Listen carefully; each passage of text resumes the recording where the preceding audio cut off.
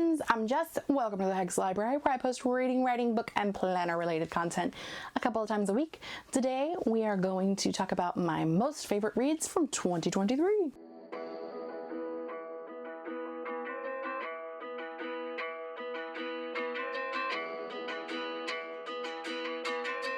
Today I'm bringing you 10 books that I loved in 2023.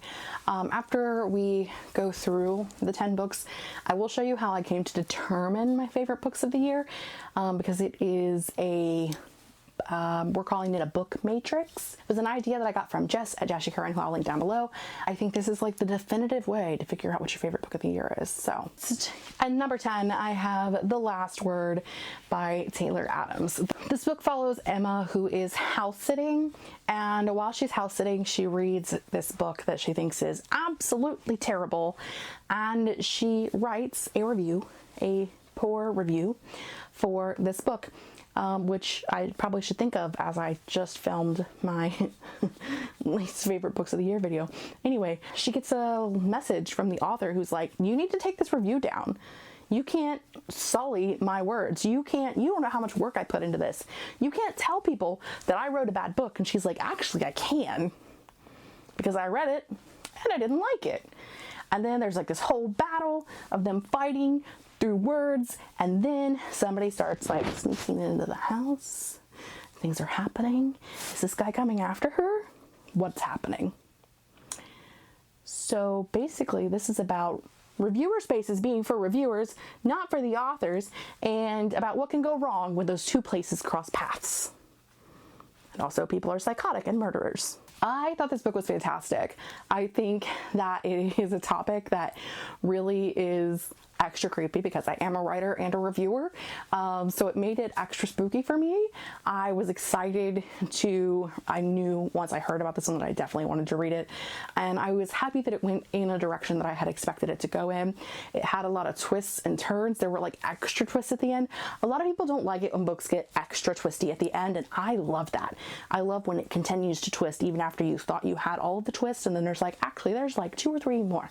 I love that. It makes me happy. I love it when there's absolute chaos at the end of a book. Some people don't like that. That's my thing. If you don't like absolute chaos, then probably not for you, but for me, and that's okay. One that I am vaguely surprised to see hit the list, but at number 9, A Conjuring of Light by V.E. Schwab. The reason why I say I am vaguely surprised is not because I didn't love this, because I absolutely did. But if you've been here for the last few years, you may know that when I read A Darker Shade of Magic, I had to read it twice, because the first time I read it, I was like, this is like a 3-star book for me. It's not that great. I don't know what I didn't get. There's something about it that I just didn't get. I didn't get the vibe. I didn't get the feeling. And this is where I say that sometimes it's just not the right time for the book. And why I say that, just because I hated a book doesn't mean that you won't love it. Maybe you'll be in a different place when you read it. Maybe you like different things than I do. I even like different things than I do. I waited a year and a half. I read the book again because I was like, thematically and all of the beats that I have been hearing about this story, it should be a book that I love, and I just didn't the first time I read it. And so I waited about a year and a half and I read it again, and I had the best time reading it. And then I went through and I read book 2 and I loved it. And then I picked up book 3 and I fucking loved it, obviously, because it's at number 9 on the list. I had a fantastic time with this series. I'm not gonna tell you what it's about, because if you've been on booktube this long and you don't know what A Darker Shade of Magic is about, there's no help for you at this point. This is the final of the series, and I think it closed everything off really well. I am excited that there is another series coming. I actually own the next book, The Fragile Threads of Power. I can see it from here. Got my eye on you, boo. Yeah, I'm very excited to get to that soon, because I loved this book so much. I loved the addition of some of the characters that we got from book 2 that continued on into book 3, like our pirate captain. He was a fantastic character to add to the series. He really was like just the thing that this book needed. He was the je ne sais quoi that your face so desperately needed, and you will only get that if you're a troublemaker. But yeah, I had the best time. I loved Lila so much more in this 3rd book than I ever did in the 1st book. Lila really was a lot of my problem in the 1st book. The first time I read it, and then as I continued reading it, she grew on me more and more and more, and I really loved her, and I loved Holland, and there was just so many things about this book that I love. The world building was so good. I love the way that Schwab writes her worlds and how she puts her characters together and the way everybody is meshed together and all of those fun things that happened. I loved this book. I love this series. I love this book. It was fantastic. It was a great time. I cannot recommend them high enough. If you like adult high fantasy, then you'll love these. Obviously. There's going to be a lot of adult high fantasy on this list. In fact, I don't know, 1, 2, 3. 3 of the top 4 books are by the same author, okay? I have a problem, but we'll get there when we get there. Then we have The Only One Lush by Riley Sager. This is my favorite Riley Sager. I said it. I meant it. Again, if you don't like crazy plot twists on top of plot twists on top of plot twists at the end of a book, you're not going to like this. But if you like crazy plot twist after plot twist after plot twist, this is a book for you. This book follows Kit, who is a home health aide, and she is going to this house that is called Hope's End, and she's taking care of Lenora, who is kind of accused of this Lizzie Borden-esque type of murder, wherein there's a children's rhyme about her, and there's no proof that she did it, but the rhyme is, at 17, Lenora Hope hung her sister with a rope, stabbed her father with a knife, took her mother's happy life. It wasn't me, Lenora said, but she's the only one not dead. And so Kit goes to this house, and there's weird things that happen there. They have very strict rules about what can and cannot happen, what she's allowed to do. Lenora is really unable to move anything other than either her right or her left hand. And so Kit doesn't feel like there's any really need to worry about what Lenora might do to her for that reason. And she really needs the job. And she's like, well, if Lenora is crazy and a psychopath, at least she can't kill me because she's only got one good hand. But then weird shit starts happening, as one does in a Riley Sager book, and then it continues to happen. And then, it just things happen, okay? It's a fantastic book. It has a great mystery of learning what happened when her parents and her sister died, how everything happened, the direction that it all went in. It was a fantastic time. There's a smidge of a romance in this one that I was kind of down for, but then not really. And then the end of it was just so good. So many things happened. All of the things I love. Twist on top of twist on top of twist. It was a fantastic book. The only mid-grade on the list. Odds by Lindsay Puckett. As I always say, take this with a grain of salt because Lindsay's my friend and I love her, and this book was fantastic, but you may not feel that way, but you should feel that way. Lindsay's also an Authortuber, and I'll link her down below. This book follows Begonia, or Bug, who is an orphan who was dropped off on the doorstep of an old folks retirement home. So they took her in, and she grew up with a slew of grandparents. I don't remember how many, 80, I don't know, there's a lot.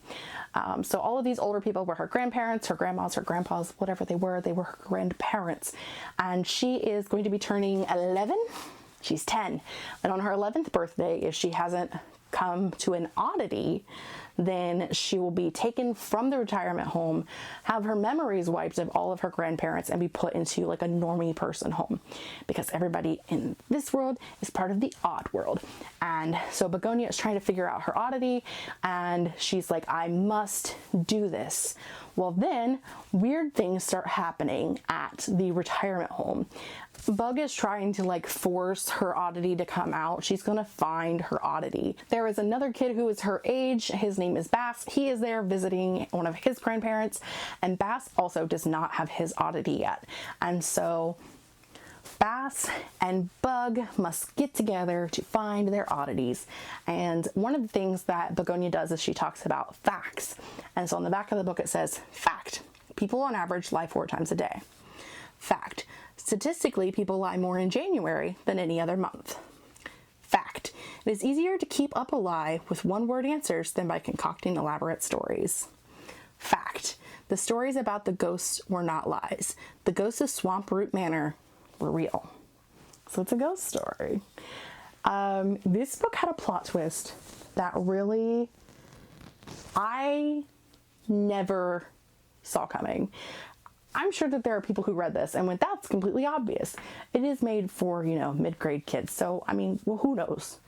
But for me, I was not expecting the plot twist, and it hurt me, but also was so good. I love the voice of this. Bug's voice is so well done, so good. Like the prologue. If you're reading this, then you have braved the carnivorous garden, gained passage through the weeping tree by leaving an offering of toenails, and pried this book from the cold dead hands of the ghosts of Swamproot Manor's long buried body. If you did not do these things, then you are probably an earthworm, and therefore you can't read anyway. Like, that is the first paragraph of this book, and if that doesn't make you want to read it, nothing else will. We then have Every Gift a Curse by Caroline O'Donoghue. This is the last book in the Gifts trilogy. This one made me weep a lot.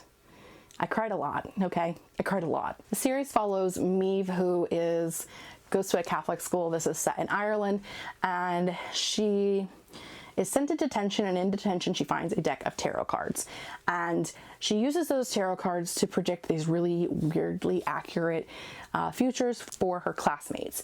And then Lily, who is her ex-best friend, she reads Lily's fortune, and there's a card that shows up called the Housekeeper that no one has ever heard of before. And the next day Lily goes missing, and so Maeve, her new friend Fiona, and Lily's brother Ro go on a search for Lily, and that is the first book.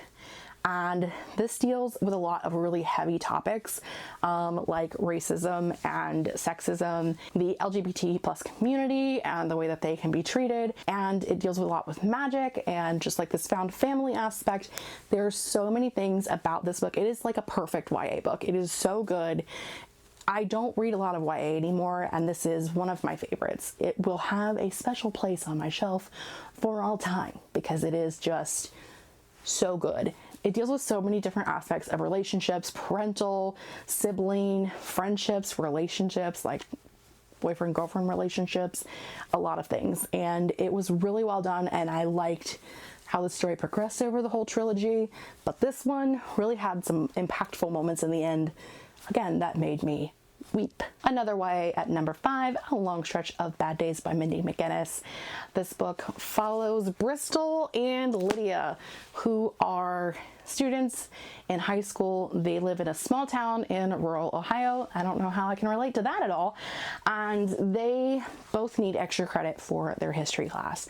And so Lydia has a podcast, and they decide that they're going to do a podcast on the Long Stretch of Bad Days, which is 3-day period in the town's history where there was a tornado, a flood, and the town's only murder happened.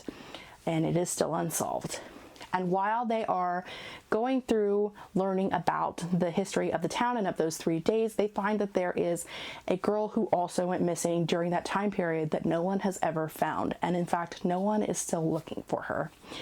And so they decide that they're going to figure out what happened to this girl. And so this book is them digging through the past, digging through everything that happened and all of the chaos of there being this massive tornado, this massive flood, and the way that it completely reshaped the town, and trying to sift through all of that to figure out what happened to this teenage girl that no one remembers and no one really cares about them finding. This is a really good picture of Bristol and Lydia's friendship, because Bristol comes from this family that everyone in town just expects like to be pregnant by the time they're 15. They are white trash, trailer trash. Nobody expects anything from them. And Bristol wants to be the first person in her family to graduate high school and to show these people that her whole family is not worthless. And even if the people in her family are like that, it doesn't mean that they are worthless. Lydia comes from a higher class family, an older family that's been in the town for a long time, but things aren't necessarily always what they seem. People think that they have a lot of money and that they have a lot of things going for them, and that's not necessarily true. And so Lydia and Bristol have to like come across this divide of being on opposite sides of this town and of the way that people expect them to be, and to become friends and to figure out what happened in the past. This book was fantastic. I loved that aspect of Lydia and Bristol and the secrets that they uncover and how they have to deal with those secrets. It was a time. It was a time, and I had a good time. The next 4 books, 3 of them are by the same author. So when I show you this one, you're going to know who that author is. The Final Empire by Brandon Sanderson. I can't say enough good things about this book. This is the first book in the Mistborn trilogy. I loved this book. I loved this book. It was fantastic. I can't, no one's ever really been able to explain this to me. Like when I come to BookTube, when you roll into BookTube, people are like, Brandon Sanderson, if you like fantasy books, you'll read the Sanderson. They're 3 million pages long, but you'll read them because you'll love them. And no one ever really explains what they are. They're just like, read them, you'll love them. And I think that's in large part because they're hard to explain. In this world, there have been, I think, 1,000 years that have gone by since this like smoke or ash or something fell across the land, and our main character Vin is a young girl who has been living with like this group of bandits, and at the beginning of this book she runs into Kelsier, who is an older man, like in his mid-30s. He has had everything in his life taken away from him. They both belong to this group of people known as the Ska, who are essentially the slave labor of this kingdom, of this empire. And essentially, if you are Ska, you have no choice for anything. You are basically property of whoever owns you at that moment in time. But Kelsier and Vin are both able to pass as part of like the ruling people versus being part of the Ska, for reasons that you'll learn as the book progresses. But we learn that they both have these powers that are considered make them part of, it's called allomancy. They involve taking in metals into your body, and those different metals give you different properties that you're able to use, and that gives you like a magic that you're able to use. It's a very interesting magic system. There is a lot of societal issues, a lot of political drama, and a lot of magic. And if you know anything about me and my fantasy books, if it's got societal issues, political drama, and magic, I am in. So is it any surprise that this ended up in the top of the year? This actually outdid book 2. Haven't read book 3 yet. I love what I've read of the series so far. I've had a fantastic time. The plot twists, the scheming, the machinations, everything. Loved it. Next on the list is the only thing in the top 4 that's not by Brandon Sanderson, and that is Delicious Monsters by Lizelle Sandberry. Also an author-tuber on the Authortube, and also a friend of mine, so again, take it with a grain of salt if you will. This book follows both Daisy and Brittany. Daisy can see dead people everywhere she goes.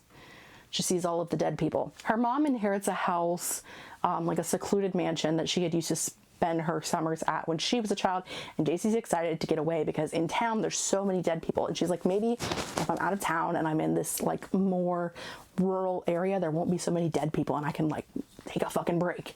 That's not what happens, because if that's what happened, it wouldn't be any fun. And Brittany's character is, I think, 20 years in the future? 10 years in the future. Brittany's character is 10 years in the future, and she is doing a documentary based off of a missing girl who went missing at this mansion in this rural area. And I'll let you figure out what's going to happen. Obviously, I loved this book. Anything haunted house, ghost story, black women kicking ass, like I'm here for all of those things. And this had those things. I also love the way that Lizelle writes. All of her books so far have been in my favorites. So, love them. I will have a review coming up for the next book that comes out in February, because I have an arc of it, because the arc gods love me. And as always, I will have another release day vlog. I do have a release day vlog for this book as well, and I will link it down below if you want to know more about this one.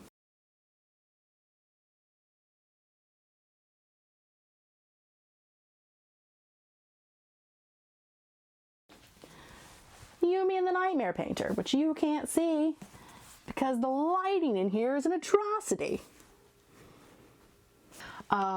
This actually was a book that Brandon wrote for his wife. It is, as he has said, the most romantic story that he's ever written. The only one that's technically actually a romance. But you know, it's two separate worlds. We have Yumi in one world, and we have the Nightmare Painter in another world. They use his name in some parts, but mostly they just refer to him as the Nightmare Painter. I'm sure if I looked in this book, I could figure out his name, but I don't feel like it. Something happens to these two people, and one day, the Nightmare Painter wakes up in Yumi's body. Yumi's conscious is inside of his brain, but he is in Yumi's body. And so he's like, what the fuck am I gonna do? And so he's gotta like be Yumi. Because Yumi, I don't know why I'm walking around pretending to be Yumi. I'm just just having a time. But Yumi is a priestess, and it is her job to go around to all the towns and to stack stones that make the sprites come out and give people good luck. And then the nightmare painter, well, he paints nightmares, which are basically bad things that hurt people, and he paints them and defeats them.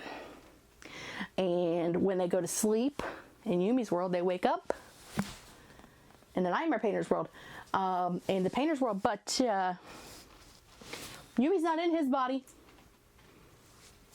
No, Yumi's not in his body. When they get to his world, Yumi's in Yumi's body. And the painter's in her brain. So when they're in Yumi's world, they're both Yumi. When they're in the painter's world, they're also both Yumi. It's an interesting concept because she can't just like roll on with her days pretending to be the painter, because she's not. She's Yumi. Give us a time. Basically, they have to figure out what's going on, why they're able to cross worlds, and figure out, all the things. How to save their people, how to save themselves, how to like get rid of generations of trauma and bullshit. And I loved this book. Also, she's gorgeous, okay? She's beautiful.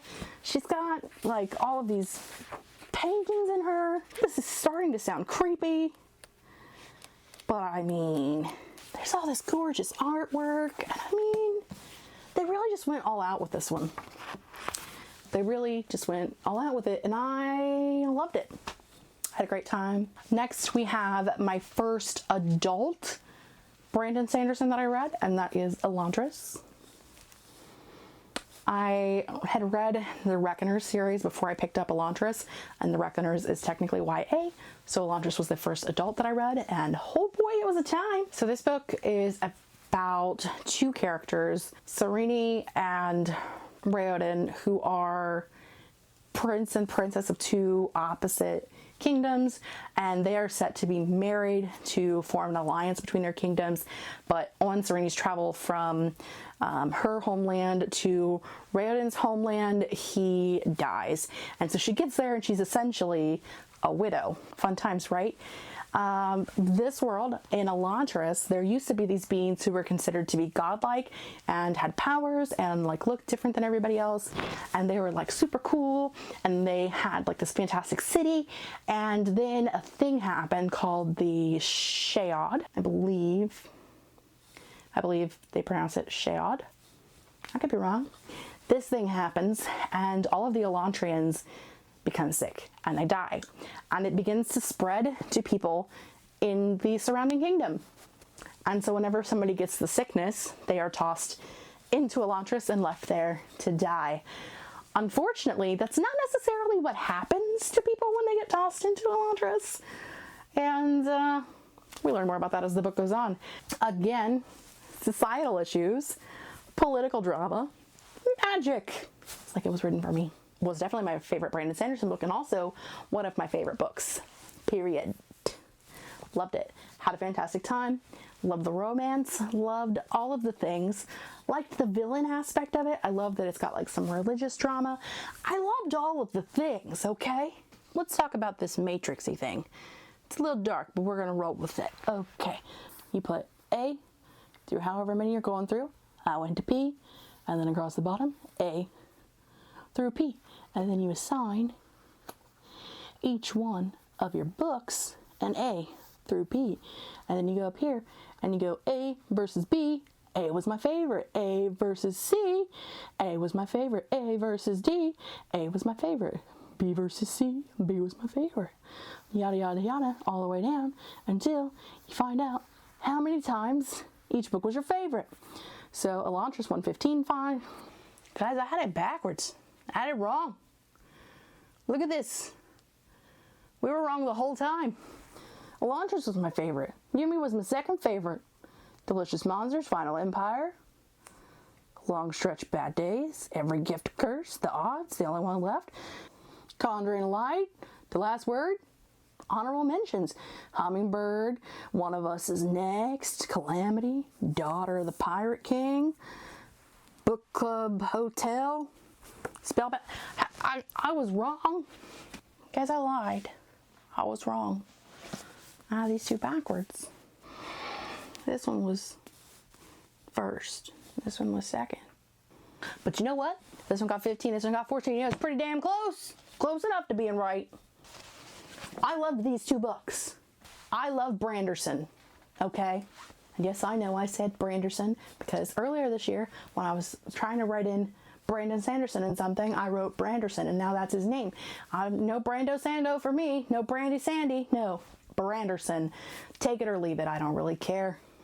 Obviously, because I just filmed this whole video and I had 1 and 2 backwards. Would not be a Jessica video without 1 and 2 backwards, let's be honest. Anywho, if you've read any of these books, let me know down below how you felt about them. Was I right? Were you right? Did you know what my favorite book of the year was going to be? I didn't, obviously, because I had it wrong. That is all I have for today. If you made it this far in the video, leave me a cat emoji, only because Raja is right there sitting in my chair, which is rude, honestly. Find me in the comments. Until then, I'll see you guys next time. Bye!